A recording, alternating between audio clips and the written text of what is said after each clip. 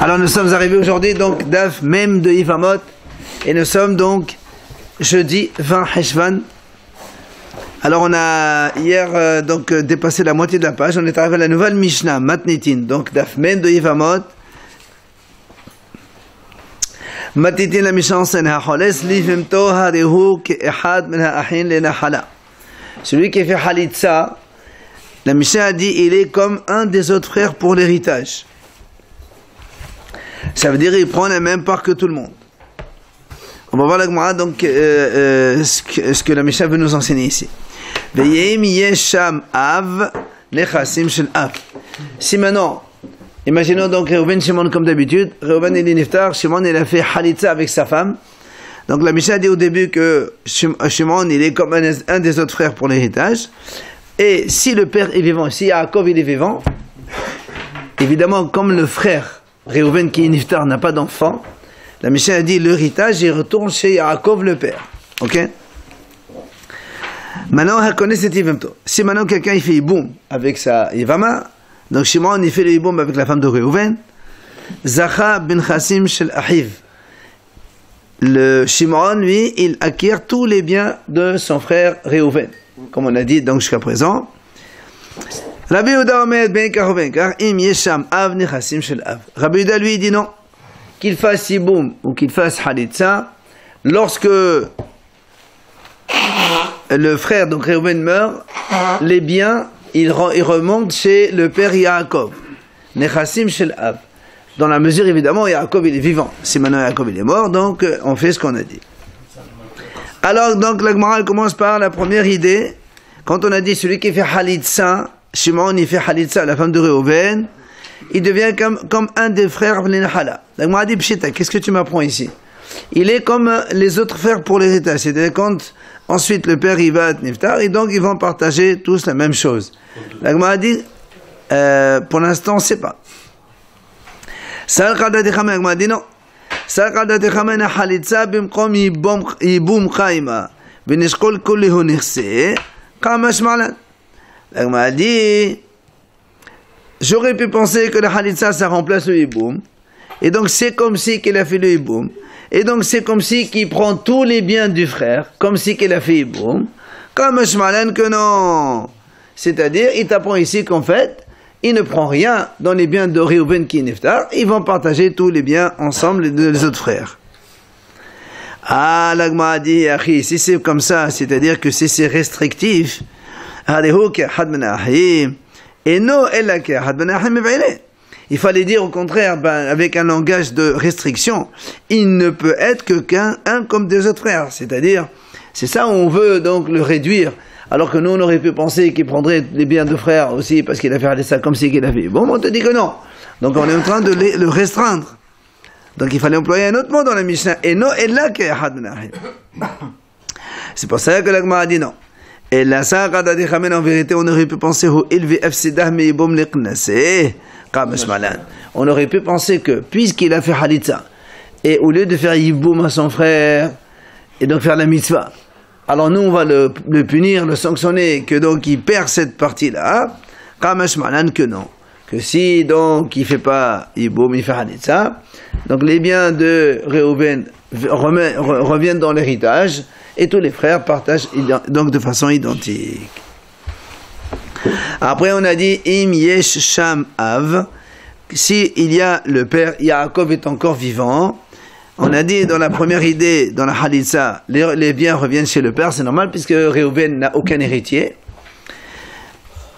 De Amar mor, la Gemara a dit de Amar mor av kodem lechol yotzei Yericho.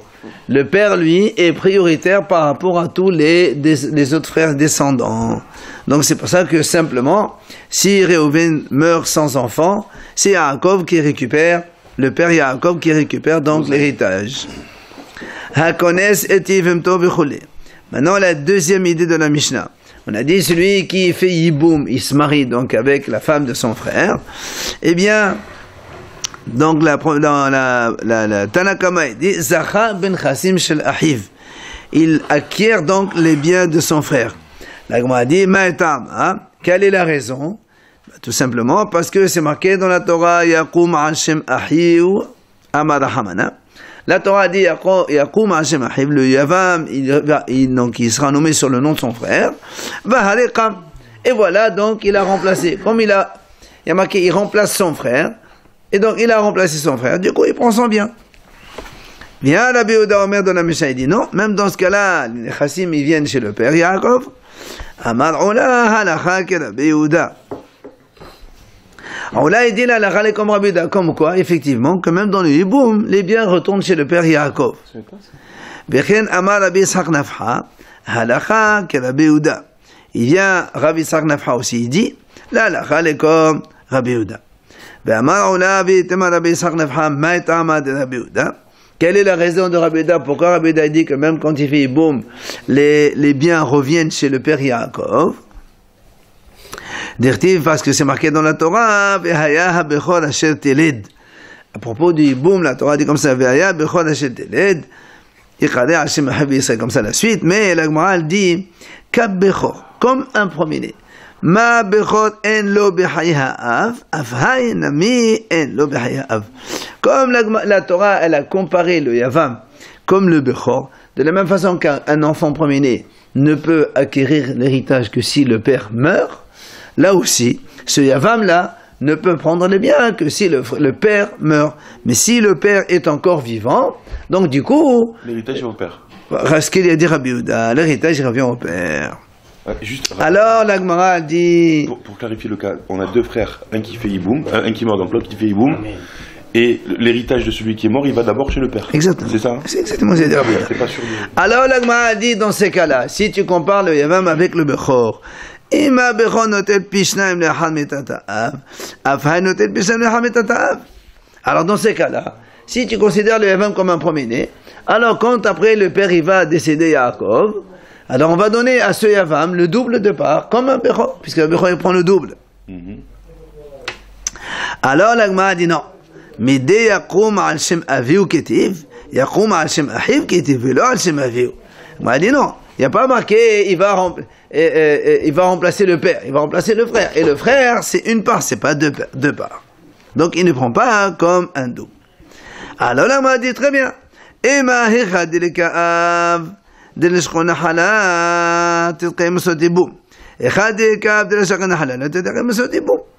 Gemara dit dans ce cas-là, on va dire comme ça. Lorsque le Yaakov le père n'existe pas, et donc le Yavam il va prendre l'héritage, alors c'est dans ce cas-là qu'on fait Yiboum.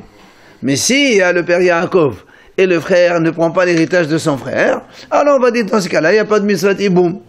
Puisque tu me dis que s'il y a le père, les biens reviennent chez le père. Alors s'il n'y a pas d'héritage, il n'y a pas d'Yiboum non plus. Alors la Gemara lui dit comment? Midde Yiboum ben halat al-hamana. Est-ce que la Torah elle a fait dépendre le Yiboum de l'héritage? La Torah n'a jamais associé le Yiboum avec l'héritage. Yiboum il faut le faire, l'héritage c'est autre chose. C'est ce que dit la Gemara à la suite. Yiboum miyabmi. Il faut faire le Yiboum de toute façon. Maintenant, ve'i kanahala shkole, ve'i la la shakil. S'il y a un héritage, ben, il le prend, s'il n'y a pas d'héritage, il ne prend pas. Yativ Rabbi Hanina qra qamih de Rabbi Yannai. Il y avait Rabbi Hanina, il était en train d'étudier devant Rabbi Yannai. Yativ qaman halakha ke Rabbi Yehuda. Il a dit aussi la même chose, halakha comme Rabbi Yehuda, comme quoi les biens reviennent chez le père, Yaakov. Amale, il lui a dit Rabbi Yannai, pour qari qadech le bara. Va dire ce que tu es en train de dire dehors, pas ici. C'est-à-dire, en halakha ke Rabbi Yehuda. La halakha n'est pas comme Rabbi Yehuda. Tane Tana Kamed Rav Nachman, en halakha ke Rabbi Yehuda. Et donc il y avait un Tana, il est venu devant Rav Nachman, il a enseigné, il a dit, la halakha n'est pas comme Rabbi Yehuda. Amale, Elakiman, mais alors comme qui? Kerabanan, comme les haramim, c'est-à-dire donc les biens ils reviennent aux frères. Alors il dit, pshita, qu'est-ce que tu m'apprends? Yahid verabim, halakha ke Rabbi. Quand tu es Rabbi Yehuda, il y a les haramim. Les haramim ils sont nombreux. C'est la comme Rabbi, les haramim. Qu'est-ce que tu vas m'apprendre? Amale asmeye. Alors il dit donc j'efface ça de la Mishnah. Amale là, n'efface pas. Ah, talachat nech. Toi, on t'a appris la halakha comme Rabbi Yehuda. Au Moshe Oder Shelach. Et comme on t'a posé cette question justement qu'on vient de poser maintenant, Ve'afart. Donc tu es obligé de changer. On a Ve'afart, ça peut la fart. Puisque tu as changé, donc tu as bien fait. Et là, la khalé comme la haramim, effectivement. Maintenant, une nouvelle Mishnah. Ha'choles livimto. Celui qui fait halitza donc à la femme de son frère. Hu asod biqluvoteha, vihi asoda biqluvav. Alors, il faut savoir une chose. Quand donc la femme du frère qui est mort se présente pour le hiboum, d'accord, qu'on fasse hiboum ou qu'on fasse halitza, la femme elle est considérée comme liée à ce frère-là, et donc qu'il fasse hiboum ou qu'il fasse halitza, les conséquences pratiques, enfin les conséquences après, elles sont identiques. C'est-à-dire, s'il fait hiboum, donc c'est sa femme, donc il ne peut pas se marier ni avec la mère de sa femme, ni la sœur de sa femme, la fille de sa femme, et ainsi de suite. Ben, quand il fait halitza, c'est exactement la même chose. Quand il fait halitza, ça veut dire qu'elle est liée avec lui, et donc la Mishnah nous enseigne justement ici, lui, il n'a pas le droit de se marier avec ses proches, les proches de cette femme à laquelle il a fait halitza, elle aussi c'est pareil.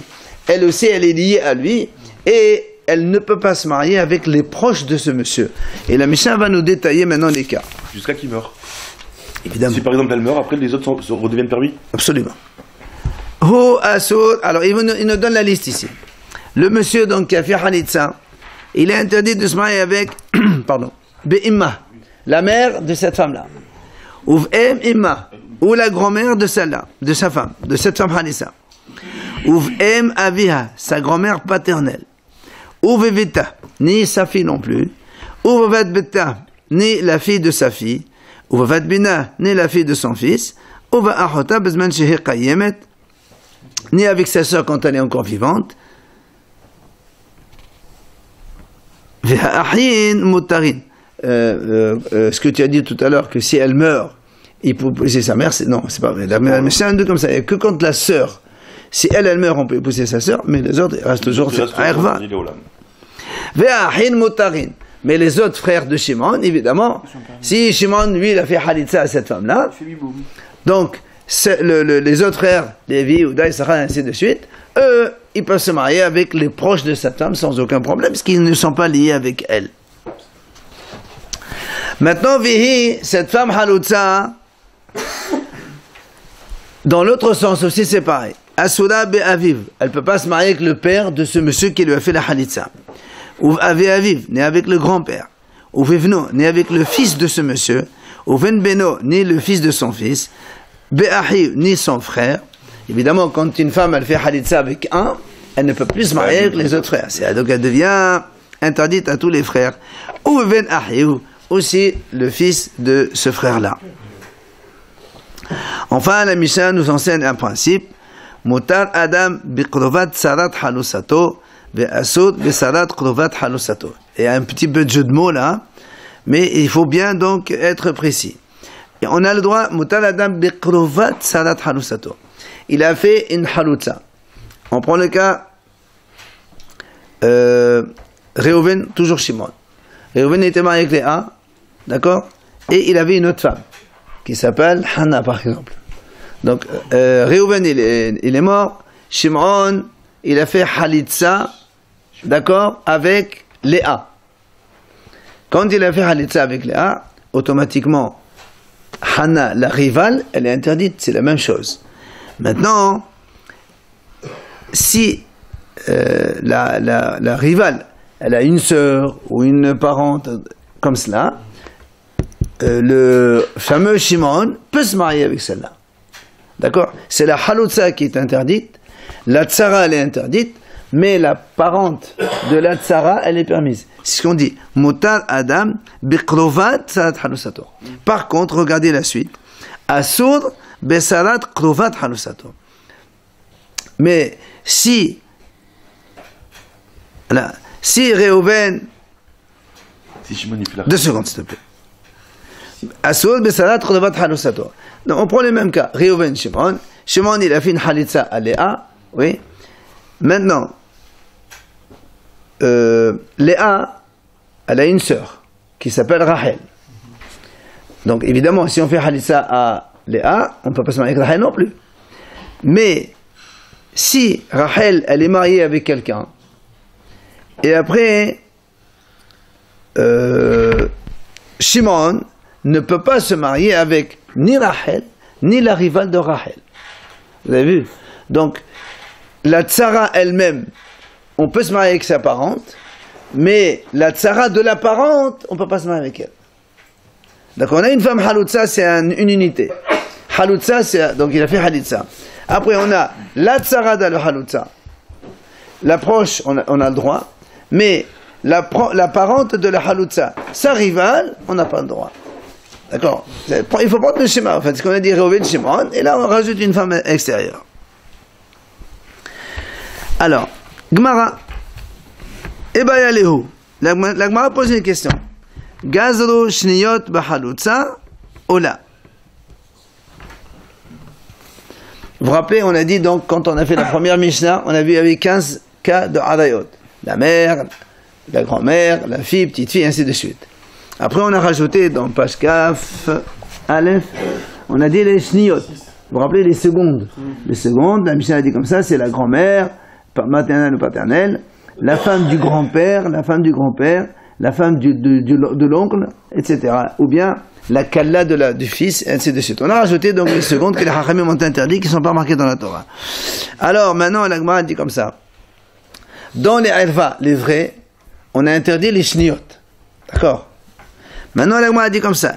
Est-ce que dans la haloutza, on est aussi gozer les shniyot ou pas? Ça veut dire, si quelqu'un, par exemple, on prend un cas simple. Quelqu'un, il est marié avec une femme, oui, hachamim ont interdit de se marier avec sa grand-mère. C'est shniyot, ça. Alors, il pose la question. Si maintenant quelqu'un, il a fait une haloutza, est-ce que maintenant il peut épouser la grand-mère de la haloutza ou pas? Puisque la grand-mère, c'est shniyot. Est-ce que, de la même façon qu'on a fait shniyot dans les vrais ervot, est-ce qu'il y a aussi shniyot dans la haloutza? C'est la question de la Gemara. D'accord? Alors, la Gemara développe la question. Be'erva deoraita. La erva qui est mena Torah. Donc les 15 cas, c'est des ervot qui sont marqués dans la Torah. C'est pour ça que c'est pour ça que les haramim ont rajouté les secondes, les femmes secondaires. Alors que Bahalutza, puisque c'est des haramim, le gazo d'abanan. Shniot. D'accord? On va dire, donc dans ces cas-là, dans la halutza, il n'y a pas de shniot. Ou dilma, ou bien tu vas me dire, la shna, il n'y a pas de différence. Il y a aussi la même interdiction, les shniot, chez la halutza aussi, comme on avait interdit chez la erva. Donc c'est la question, et la Gemara va tenter de répondre à cette question. Tashma, première possibilité de réponse. On vient de dire dans la Mishnah maintenant, celui qui fait halitza à une femme, asur be'emah, ve'em emah. Il est interdit de se marier avec la mère de celle-là et la grand-mère. Ve'elo em emah, lo khatan. Mais il n'y a pas marqué l'arrière-grand-mère. Pourquoi on n'a pas rajouté la grand-mère? Donc elle déduit quoi? Qui est l'eau, donc il n'y a pas de shniot. Si on n'a pas rajouté le cas de l'arrière-grand-mère, donc il n'y a pas de shniot. La Gemara dit non. Dilma, tu sais pourquoi on n'a pas rajouté l'arrière-grand-mère?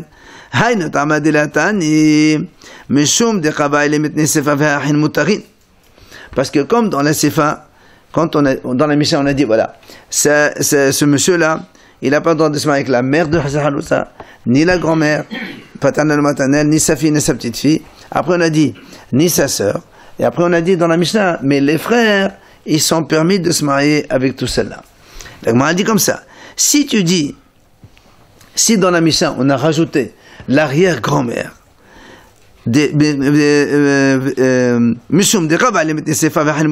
parce que dans la Sefa on a été obligé de rajouter que les frères ils sont permis. Ici on a mis dans la liste aussi l'arrière-grand-mère. Toi tu aurais dit Hava Amina Ha'ahin mutarin dawqa be'em Abal be'em ou be'em là. Mais si on avait dit, donc on a rajouté la liste de cette arrière-grand-mère, nous on aurait dit, tu sais pourquoi on a dit que les frères ils sont permis? Parce qu'il y a la grand-mère, l'arrière-grand-mère. Ça veut dire que si c'était la mère ou la grand-mère, les frères ils seraient interdits. Tu te serais trompé pour dire cela. C'est pour ça qu'on n'a pas rajouté le cas MMA, mais c'est pas sûr que le cas il est permis. D'accord? Donc je peux te dire que les shniyot sont assourds, mais ici on l'a pas dit parce que on aurait une confusion avec les frères. Alors la Gemara dit, si c'est comme ça, si c'est vraiment ce que tu dis, tu n'as qu'à me dire aussi l'arrière-grand-mère dans la liste. Et après tu me dis, après tu me dis, les frères ils sont permis. Quand tu dis Bechoulan, ça veut dire toute la liste. Il n'y a pas de confusion. Toi, tu m'as dit, pourquoi je n'écris pas ce cas-là? Parce que tu pourrais penser que quand la Mishnah a dit les frères sont moutards, c'est uniquement le cas de l'arrière-grand-mère, mais les autres non. Alors moi je te dis, la Mishnah rajoute un mot, Moutarin Bechoulan, toutes ces femmes-là, les frères, elles peuvent épouser, il y a plein de confusion. Donc tu vois bien que ça, c'est pas une preuve. La Gemara dit, effectivement, tu as raison, Kassia, c'est une question. Donc on peut pas apprendre une preuve de cette braïta-là, de notre Mishnah en tout cas. Alors la Gemara ramène une autre preuve, enfin une autre possibilité de réponse. Tashma hi asura be'aviu ou v'avi aviu. On a dit que la femme halutza, elle est interdite de se marier avec ni le père de ce monsieur, ni le grand-père de ce monsieur.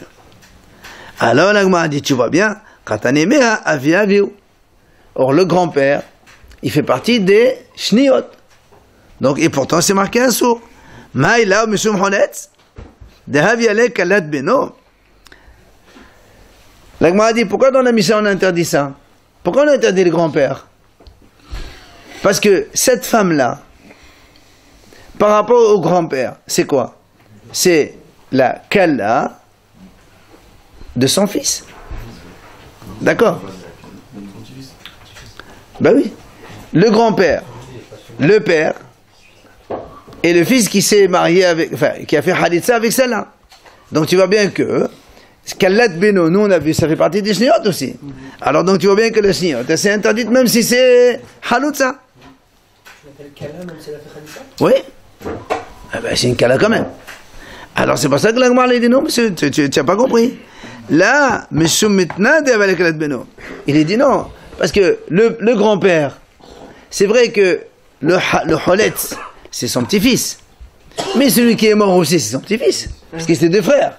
Et il dit, tu sais pourquoi on interdit? C'est pas à cause du Holetz. C'est parce que c'est Kallat Beno de son vrai fils. Elle, c'est la femme de son petit-fils, le vrai, puisque l'autre, il est mort déjà. C'est Kallat Beno, ça c'est vrai. Donc ça n'a rien à voir avec les Shniot ici. Donc, réponse repoussée. La Gemara ramène encore une autre possibilité. Tashma, on a dit aussi au Veven Beno. On a dit que la Mishnah a dit que la femme Halutza n'a pas le droit donc d'épouser le Ben Beno de ce monsieur, le petit-fils. C'est-à-dire Shimon qui a fait la Halutza avec Léa. Donc Léa qui est la Halutza ne peut pas se marier ni avec le fils de Shimon, ni avec le petit-fils de Shimon. Alors là encore, la Gemara dit, la mesum choletz de havi Allah eshet avi aviu. Pourquoi il ne peut pas se marier avec le petit-fils? Parce que le petit-fils, cette femme-là, elle est considérée comme quoi? Elle est considérée comme Shimon, c'est son grand-père, puisque c'est le petit-fils, donc Shimon, c'est le grand-père. La halutza, elle est considérée comme la femme du grand-père. N'est-ce pas que mesum eshet avi aviu? Donc ça fait comme si, comme c'était la femme du grand-père par rapport à cet enfant. Et donc tu vois bien que la femme du grand-père c'est Shniot, et donc c'est aussi Gozrim la Shniot. Hein? Il va lui répondre, mais comme elle est la femme de ce Holetz, elle est encore plus la femme du mort qui est mort. Et donc c'est pas à cause du Holetz. Une question qu'on se posait pour les Shniot, c'était pour la... Halutza. Non, c'était pour la Rosanne, non? Ah non, pour la Halutza. Ah non, les Shniot des femmes, non. Dans la Gemara jusqu'à présent on a parlé des 15 cas. La mère, la belle-mère. Après on a rajouté la grand-mère, l'arrière-grand-mère et les grands-pères, etc. C'est pour la Herva, les vrais cas de la Mishnah. Là on parle de la Halutza. Non, avant les bon, normal. Donc la Gemara lui répond là, Mishumitna ve'avalish viu. Donc il dit non, c'est parce que c'est à cause du mort lui-même. Et regardez, et pourquoi alors cette femme, elle ne peut pas épouser le petit-fils de Shimon? Parce que le petit-fils de Shimon, cette femme-là, c'est quoi? C'est la femme du frère de son grand-père. C'est normal puisque c'est le petit-fils. Donc Shimon, c'est son grand-père. Réhouven, c'est celui qui est mort. Et elle, c'est la femme de Réhouven. Donc c'est la femme du frère de son grand-père. La même réponse qu'on a avant, en fait. Voilà. Alors la a dit, mais attends, Ha'amimor Marsad, Beshtahayaviavio. La a dit, pourtant, Ha'amimor, il a permis de se marier avec celle-là, pourquoi toi tu es interdit? Alors la répond, non, Ha'amimor Mokela Bevad Bara de Savin. Il dit, Ha'amimor, il dit, ici on ne parle pas du petit-fils, on parle de l'arrière-petit-fils. Ah, la a dit, dans ces cas-là, Yahi, Haïno, Ahiou, ou Venahiou. On m'a dit ici, on parle ici donc de l'arrière-petit-fils. C'est le même cas que quand on a dit dans la Mishnah, la femme Léa qui a été Haloutsa, elle ne peut pas épouser donc Réhouven. Non, Réhouven est mort. Shimon, donc elle est Falissa déjà, mais elle ne peut pas épouser non plus le frère de Shimon, ni le fils de ce frère-là. Or, ce fils-là, c'est son neveu. Mais c'est aussi, par rapport à ce fils-là, Léa, c'est la femme de son oncle. Bah oui, puisque c'est le frère. Donc elle devient interdite par la Torah. Alors c'est la même chose. Donc la femme de l'oncle, c'est la même chose. Alors on m'a dit non. Là, parce que en fait, on a mis le fils du grand-père, c'est le grand-père paternel, et ce fils-là, c'est Ben Ahiou, même s'il a un frère d'une mère, même s'il est son demi-frère. Par exemple, Réhouven, il a un frère qui est de mère, seulement pas de père. Son fils, elle n'a pas le droit de se marier avec lui aussi. Alors, elle continue. Tashma detani Rabbi Alba medevre Torah, ou Alba medevre Sofrim. Il y a donc 4 cas qui sont interdits de la Torah et 4 cas qui sont interdits selon les Hachamim. Alors, c'est quoi? Premièrement, on va dire Av uvno, Ahiou ou Ven Ahiou. Mais de vraie Torah. Donc la Haloutsa ne peut pas se marier avec. Donc le monsieur qui a fait la Haloutsa, c'est Shimon, ni avec son père, ni Yaakov, ni avec le fils de Shimon, ni avec le frère de Shimon, ni Ven Ahiou, le fils du frère de Shimon. Ce sont les 4 cas donc interdits de la Torah. Maintenant, Aviou, le grand-père de Shimon, Vaviemo, le grand-père maternel, Ben Beno, son petit-fils, ou Ben Beto, donc son petit-fils de Shimon, c'est-à-dire le fils de son fils ou le fils de sa fille, ce sont les 4 cas qu'on a rajoutés. Donc les grands-parents et les 2 petits-fils, maternel ou paternel, ou le fils ou la fille, sont les 4 cas que les Hachamim ont rajoutés. Bien.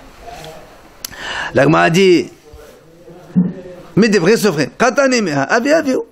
Donc qu'est-ce qu'on voit ici? On a rajouté le grand-père. Or le grand-père c'est Shniot. Maïla Mishum Holetz Vabaïla Kalat Beno. N'est-ce pas que c'est la même raison que tout à l'heure? Parce que le grand-père, c'est-à-dire le père de Shimon.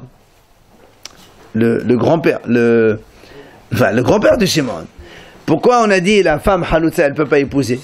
Parce que pour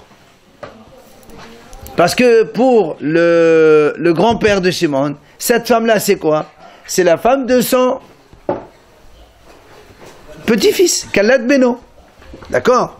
Et donc, tu vois bien qu'on a rajouté le cas pour la Haloutsa, le deuxième Shniot. Qu'est-ce qu'il lui répond? La même chose. Là, c'est pas, quand on a interdit au grand-père, c'est pas à cause de Shimon, c'est à cause de Réhouven qui est mort. Elle était la femme de son fils Réhouven. Donc c'est pas pour la Haloutsa. Alors, Tashma al-Agmal rajoute encore Ravimo. Quand on a dit le grand-père maternel, Maïlam Shum Holez de la Kalat Bito. Là, Mishum maintenant de la Kalat Bito. La même chose. Il lui dit, on a vu que la grand-mère maternelle, le grand-père maternel, ça veut dire que Shimon, il a une mère. Et le père de cette mère-là, c'est son grand-père maternel. On a dit donc la Haloutsa, elle ne peut pas se marier avec celle-là. La même chose. On a dit pourquoi elle ne peut pas se marier? Parce que le grand-père de Shimon, cette femme-là, c'est qui? C'est la femme du fils de sa fille. Kalat Bito. D'accord? C'est la belle-fille de sa fille. Alors tu vois bien que là aussi il y a Shniot à cause de la Haloutsa. Il dit non monsieur, Mishum Mitna, c'est à cause du mort aussi. Le mort des Réhouven, c'est aussi la même chose. On continue. Tashma Oven Beno. on a dit ici donc les 4 cas que Rabbi Hiel a enseigné comme cas c'est Asod et Chachamim. On a rajouté Ben Beno. C'est quoi Ben Beno? C'est le petit-fils de Shimon. Maï, la Mishum Holet, Zavlesh Avi Aviou. La même chose, on dit, pourquoi on a interdit Shimon, il a un fils, son petit-fils. Pourquoi on a interdit ce petit-fils par rapport à la Haloutza? Parce que pour ce petit-fils-là, le père, Shimon, c'est son grand-père, la femme, c'est la Haloutza du grand-père. N'est-ce pas, c'est à cause de la femme du grand-père? Il dit non, parce qu'en fait, il dit c'est pas à cause de Shimon, c'est à cause de Réhouven. La femme, Léa, qui a été Nehleset, elle est la femme du frère du grand-père, pour ce petit garçon. Alors la m'a dit, alors la m'a dit, mais pourtant Amémor il a autorisé ce cas-là. Pour le garçon ici, le petit-fils, Amémor il permet d'épouser la femme du frère du grand-père. Alors il lui dit, très bien, Amémor mokem la meshum choletz, ça va gaz, il dit parce qu'Amémor lui il dit que là ici c'est pas à cause du frère, mais c'est à cause du choletz lui-même, et pour lui c'est assourd. Parce qu'il y a les chniyot dans la halotza. Tashma oveven beto. La même chose, on a dit le fils de la fille. Maïla mishum choletz davlash avimo. La mishum metan davlash avimo. On pose la même question, mais cette fois-ci avec, non pas le fils de Shimon, mais la fille de Shimon qui a eu un fils. C'est un petit-fils par la fille. D'accord? Shimon, de Halotz, il a eu une fille. Cette fille-là, il a un petit garçon. On a dit que ce garçon-là, ce monsieur, il ne peut pas se marier avec Léa, la Haloutza. Pourquoi? Parce que pour lui, c'est la même chose. C'est la femme du grand-père maternel pour lui, puisque c'est la fille, il est né de la fille. C'est ce qu'on a dit. N'est-ce pas? Donc c'est la femme du grand-père maternel. Il dit non, c'est pas à cause de lui, c'est à cause du mort, Réhouven lui-même. C'est donc le frère du grand-père maternel. Alors la m'a dit elle est là il dit pourtant ce cas-là de la femme du frère du grand-père maternel on n'a pas interdit dans les Hadayot. Alors pourquoi ici tu l'interdis? Et là on est obligé de dire que mais il y a aussi Shniyot dans les Halutzot et donc c'est assourd et c'est là donc la preuve terminale. Après on a dit Motal Adam, on revient sur le cas de tout à l'heure. Motar Adam biqrovat sarat halusato. Un homme, il a le droit d'épouser l'approche de la rivale de la halutza. Donc la halutza, c'est Léa. Elle a une rivale qui s'appelle Hanna. Donc la halutza, elle est interdite. La rivale, elle est interdite, parce que maintenant il a fait une halutza. Mais les parentes de la tsara, de la rivale, elle est permise. Amar Rav Tove bar Kisna. Il a dit Rav Tove bar Kisna, Amar Shmuel, au nom de Shmuel, écoutez bien, Haba al sarat halutza havlad mamzer. Si quelqu'un, prenons le cas de Réhouven Shimon, Réhouven il est mort, il avait donc 2 femmes, Léa et Hanna. Shimon, il a fait halitza à Léa. On est terminé comme ça. Eh bien, donc, au nom de Shmuel, on dit, si maintenant Shimon, il a une relation avec Hanna, la rivale, l'enfant il est mamzer. Pourquoi? Maïtama, pourquoi Pshita? Pas du tout. Pas du tout. Non, la rivale, elle n'est pas interdite par Karet. Nous alors? Halitza, oui alors? S'il vient avec sa Halitza, s'il vient dans il a fait une Halitza, il fait une relation avec Halitza, qu'est-ce qu'il y a? Il n'y a pas de mamzer parce que c'est assur. C'est une interdiction, le Yivne. Gaman. La rivale aussi, c'est pareil. Pourquoi? Écoutez bien. Maïtama, quelle est la raison? Écoutez bien. Be'essura qaima. Parce qu'elle reste interdite. Ça veut dire quoi? Quand lui, il a fait une halitza avec Léa, l'autre, la rivale, elle est quoi? Elle est complètement détachée, d'accord, de ça, puisque maintenant il lui est interdit avec elle. Mais si elle est détachée, elle reste quoi? Elle reste la femme de son frère. Oui, puisque le frère, il était marié avec 2 femmes. Avec 2 femmes. D'accord. Donc, pourquoi la Torah, elle a permis de faire Yiboum ou halitza avec une des 2 femmes? Quand tu fais halitza ou yiboum avec une, l'autre elle est complètement détachée de toi. Mais il ne reste pas moins que, elle reste toujours la femme de ton frère. Alors la femme de son frère, c'est absolument avec elle. C'est Karet. Alors c'est pour ça qu'on fait les mêmes airs. Même s'il est mort. Le fait que tu avais halitza avec une, L'autre, elle garde sa place de femme du frère sans aucune autorisation. Donc il y a karet. C'est pour ça qu'il dit Besurah Qaima. Elle reste dans son interdiction initiale, elle ne bouge pas. La Torah l'a autorisé de faire Iboum et Halitza avec une. Donc du coup, l'autre, la Torah l'a pas autorisé. Elle reste dans son interdiction initiale, que c'est Eshtah. Amar Rabbi Yosef. Il a dit Rabbi Yosef, Afanana mitanina. Nous aussi, on a étudié ça déjà. Mutar Adam biqrovat sarat halusato. Il dit comme ça. On a vu dans la Mishnah, un homme, il a le droit d'épouser Krovat Sarat Halusato. La Halutsa, non. La Tsara, non. Mais l'approche, on a dit que c'est Moutar. Alors il dit, et Amrad Bishama Sarat Abrahi, Mishumachimota Bahota. Alors imaginons le cas suivant.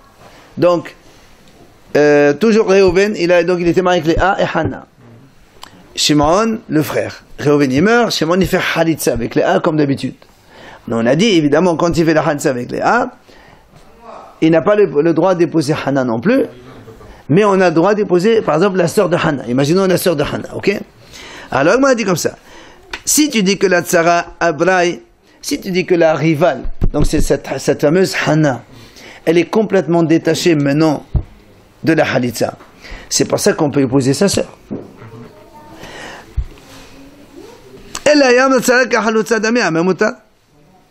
Mais si tu dis que la rivale, Hana, d'accord, elle est comme la Halutza, elle est interdite au même titre que la Halutza.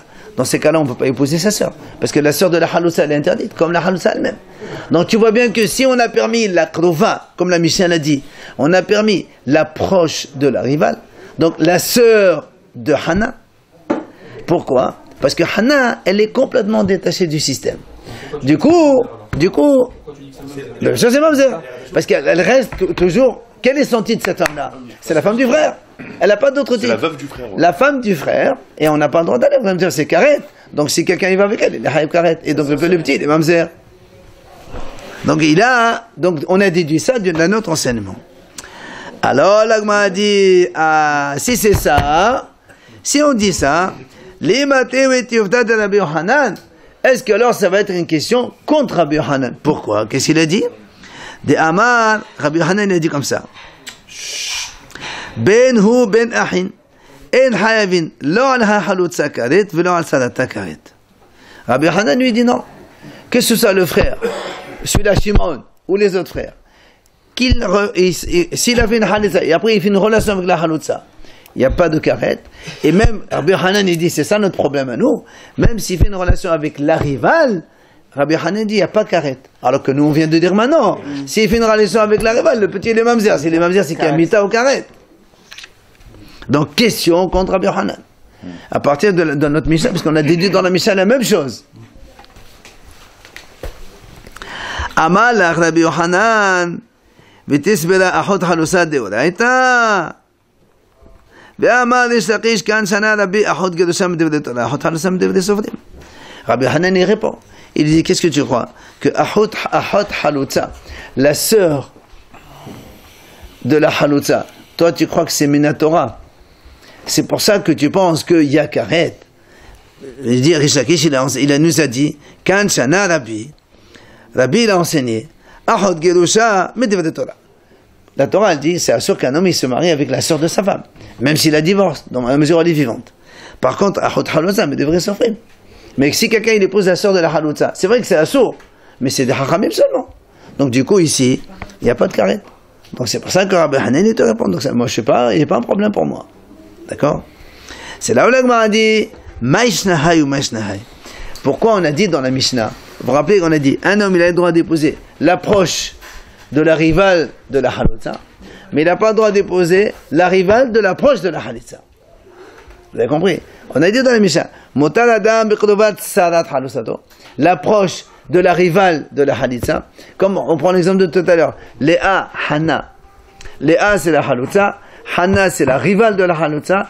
Nous on te dit, c'est permis d'épouser la sœur de Hana, donc l'approche de la rivale de la Halutza, mais on n'a pas le droit d'épouser la rivale de l'approche de Léa. C'est-à-dire que si Léa elle a une sœur qui est mariée avec X, donc de la même façon que celui qui a fait Halitza, il n'a pas le droit d'épouser donc ni sa sœur, il ne peut pas épouser non plus la rivale de cette sœur-là.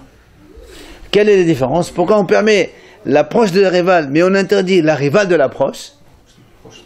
D'accord? Vous avez compris? Proche de la rivale ou rivale de la proche. La proche de la rivale, on permet.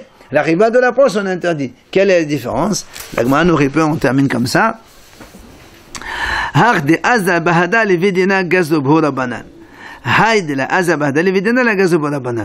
Gemara dit comme ça. C'est facile. On interdit la rivale de la proche. C'est-à-dire, on a dit, Léa, elle a une sœur qui s'appelle Rachel. Cette Rachel, elle est mariée avec quelqu'un. Et elle a une rivale.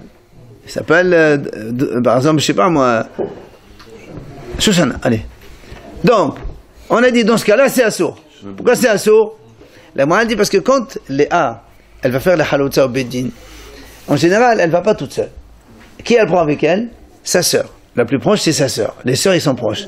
Elle va prendre Rachel avec elle au Beddin. Les gens, ils vont dire, tiens, oh, on a vu Rachel et Léa aller au Beddin. Alors, Rachel, ils vont croire que c'est Rachel qui a fait Halotza, c'est pas Léa. Alors après, quand on épouse la rivale, ils vont dire, tiens, on épouse la sœur de la Halotza. Mais non, la rivale de la Halotza, c'est Assour. Alors, pour éviter la confusion, Hachamim ont interdit. Mais, prenons le premier cas où c'est permis. Donc, c'est Léa et Hana. Quand Léa, elle va faire Halotza, elle ne va pas prendre sa rivale avec elle, jamais de la vie. Donc du coup, il n'y a aucune confusion avec la rivale. Donc si tu épouses la sœur de la rivale, il n'y a aucun problème. C'est pour ça qu'il y a une différence entre, on répète, c'est permis d'épouser la proche de la rivale de la Halitza. Mais c'est interdit d'épouser la rivale de la proche de la Halitza. Parce que la proche de la Halitza, sa sœur, elle accompagne au Beddin pour cela. Et donc ça va entraîner la confusion chez les gens. Mais la rivale de la Halitza, elle ne va pas aller avec le Beddin, donc du coup, il n'y a pas de problème. Bon. En tout cas, bravo à Yona.